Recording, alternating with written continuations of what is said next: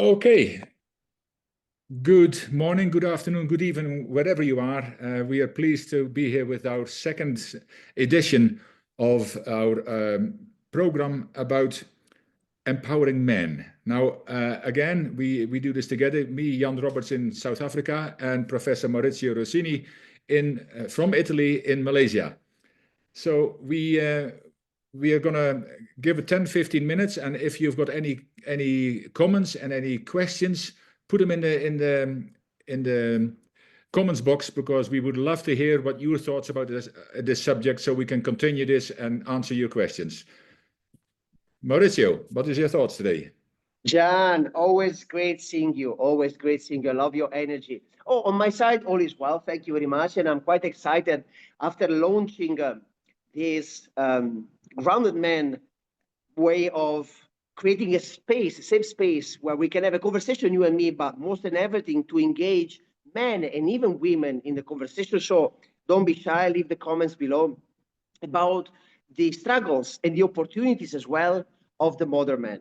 And today, the topic that we chose is the silent crisis of successful but yet unfulfilled men. Because both of us in our journey, especially you as a quite well-known leadership mentor, we have noticed that not only in the corporate world, but everywhere, there is this kind of will for men to achieve external success, but live with an internal emptiness. So we got a car we want, we create a family, we bought a house, we travel twice a year in fancy location, but still we feel flat inside. And there is this kind of sense of missing the purpose, that fire that really ignite life. And the sad things about it is that we give for granted. We think that life is just to survive in order to achieve financial stability, because that gives us lack of fear. If you think every man, we aiming to have a beautiful car, a great house, but simply because the great car give us the feeling of I am enough, the house of security, the money of authority and power.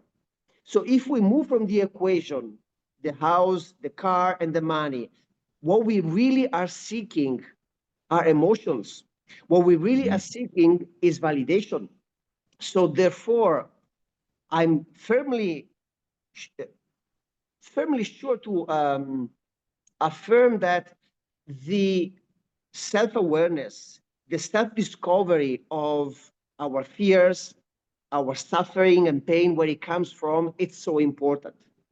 You know, working with many men, what I've noticed that, I'll give you an analogy. Every man, when you ask them, how are you?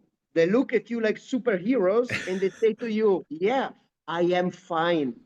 But that is only a mask, because when a man removes the mask and has the courage to be open, no, I don't even say vulnerable, but simply honest with his own internal dialogue and what is going on with him, you see a man that he might have succeeded in many areas of what the society ticks the box to say, hey, you are a man, but inside is dying.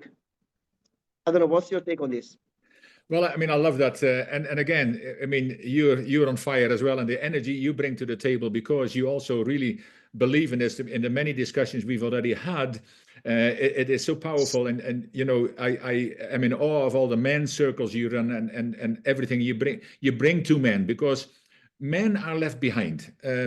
And when we have these statistics about suicide and about how even some of the wealthiest men died empty. Because yes, as you said, they've got all the trappings of success, but they haven't got, as you call, the purpose. And I even go as far as they haven't felt significant. They haven't got that feeling of significance inside them, that they've got that purpose to do what they really meant to do. And what they really meant to do is not, yes, to provide. I mean, the men were always the providers, and things have changed so much now. So now, and there's, of course, it's great that women are also on a level par. They always were, but their position has changed, and now a lot of men, either when they cannot provide or where they are lacking in certain areas, and then the emotional trauma they've got, and then on top of that they feel that they can't speak up about these kind of things. You just mentioned to be vulnerable. I mean, real men don't cry. So they can't be vulnerable enough, but yet they suffer inside, and that's why the suicide rate is so high, and the trauma and the depression. I mean, I think you mentioned that as well, that 70-80% of men are in high in business, C-suite level and above, are on antidepressants. And there's a reason for that, not because they haven't got the outward success, but they haven't got the inward success. So I really love what you say. Thank you. And I like to follow up on a keyword, very important: purpose. You know, every man feel like they are going through emotions, they get busy, productive, and successful. But that kind of busyness, most of the time, comes from the fear of being by themselves, with themselves, with oneself. So in general, we get busy not only when we really need to, but even because we are so afraid to pause for a second and stay in line into the discomfort of not doing nothing. When it comes to men, then energetically speaking, the archetype of a man, we use the right part of the brain, the analytical part, because our beloved ancestors, they were going to the jungle and gathering. So of course you must be very rational. Women on the other side they use the left part of the brain, more compassionate, more kind, more open. As men, we struggle to have an honest conversation with ourselves because we are so conditioned, which is okay, of course, to provide, but we provide, of course, financially. When it comes emotionally, nobody taught us on how to have emotional regulation. And this is creating, as you mentioned, not only addiction, suicide, but it's creating a lack of men with a really craving to live a life on purpose.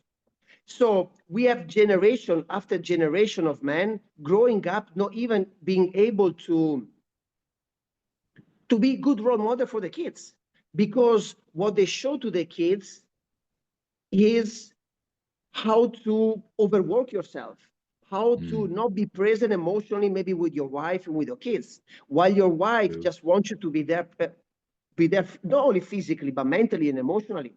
And it's so sad because I always say that we are not here to victimize the role of a man, but we are here to create a space to have honest conversation where men, they can say, you know what, I can actually resonate on what you're saying. But that regular Joe is so afraid to share this, and he keep repeating the same and the same and the same. Yeah, and I mean, again, absolutely agree with you. And you mentioned a few things, even about, you know, the upbringing, how men were always seen as the real men, but the whole relationship, not only with women, but with self, has changed dramatically over the last few decades. But men inside haven't really changed enough yet, because I mean, for example, I was asked to do a Facebook Live a good while ago about relationships for men by men. And it was, you mentioned that word, and it was about being more vulnerable. Now, as a speaker as well, I know that if we can become more vulnerable, we can connect more with other people, because there is so many men out there who would love to be more vulnerable, but they're afraid to, because nobody else does. Everybody around them are still, the circle we surround ourselves with, everybody else is still the stoic idea of what a man should be. But I'm glad that if women listen to as well, that women have a big influence on how the men can come out of their shell. It needs different conversations. Because I think it's not about just women empowerment and men empowerment, but we need empowerment in collaboration, because you know we need each other. You know, men and women need each other, and we can be so much more successful, whatever that looks like, from inside and outside, if we can connect with our spouses and all that. I mean, I've done it myself, to keep things inside myself and worry about things. But when I did that relationship by men, and eventually they created a book about it, and to become vulnerable, it actually felt relieving, you know, freeing me up.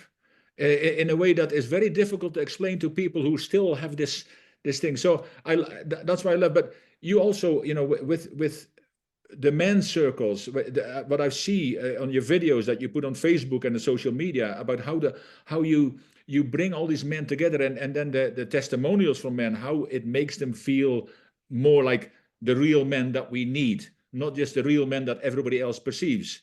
So would you have, in the context of what we're discussing just now, would you have some kind of points and action points that men can take right now to implement or to work on, so they can really take that next step to become men that will free themselves from the emotional traumas and depression and neglect that they've had, not only from others but also from themselves?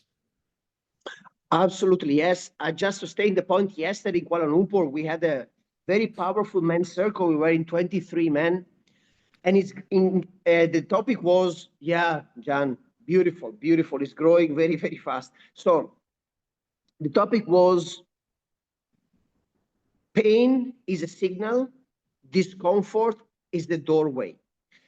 We've been trained to avoid immediately. Women, they are in a way different planet. They know how to deal with pain and discomfort much better than men. Because men, as you know, the first things, we go to the pub, boom, a pint of beer. Other ones maybe a pill or something else, and whatever, porn, whatever. Yeah. So we have immediately this aversion of the discomfort that we really numb ourselves. Could be simply getting the phone and see a girl on the website or social medias. So yesterday we went through in a beautiful hour and a half deep session with the brothers. So the whole point is, what if, and I go and I reply what you're saying to all men listening right now, what if the pain and the suffering is actually showing you exactly where the work has to be done? What if just beyond that suffering, there is your freedom? What I'm saying is this: what we went through yesterday, when you start to perceive a trigger, it's called getting trigger into action, let's say anger. You have to create a space immediately and do not embody that emotion, because you are not an emotion. You're just experiencing an emotion. Consequently, you get triggered into action, you get angry, you breathe, you say pause, you find a way that sounds good to you to create a space between the trigger and the emotion itself. When you breathe, you are less in your head, you with a deep breath, and you are more into your body. Immediately ask yourself, where do I am experiencing that emotion? Most of the time, anger is on the chest, on the belly, on the jaws, behind the back. So while you do this process and you detach from the emotion, it's very simple. If you allow yourself, whoever is listening to this, if you allow yourself to apply, you will experience much more relief. While you breathe deeply and you visualize and you ask yourself where this emotion is showing up in my body, in those 2, 3, 4 seconds, the intensity of the emotion goes down. This is a very simple, hyper-effective tool that every man can embrace. The thing is this: many men keep watching a lot of videos on YouTube, but we don't apply things. We read books, we don't apply the teachings. What we are sharing right now, guys, is wisdom. It doesn't cost any money. You have no excuses. If you try, you experience. If you don't try, you keep going complaining. Easy as that. Well, absolutely right. And what you said is, it's very simple, but it's not always easy, because you need to begin. I mean, we can always put these things off until tomorrow, until one day it's too late. So I think what you do is phenomenal. And if people want to get rid of that pain, and we don't want to go on too long, but because we want to hear what you're all thinking about, you, the public, who are the men and the women, we want you to comment below and provide questions and also insights. And we would love that, because we will answer each and every one of them. But we also want to make sure that our next session is geared towards exactly what you want to talk about, because you, the public, are who's important. We want to keep these conversations going, and we want to make sure that we can connect with you at the heart level, because it is so important in this society. So I hope you enjoy this. And we really want to whether you watch it live or whether you watch it afterwards, we will make sure that we will connect with you. And please connect with us, open up, put the questions in there, and it's a pleasure and a privilege for us to be here. So from me, Jan Roberts, we will see you next time. And Maurizio? I'm okay. I love the closing. Please get engaged with us. That's all about this. Please.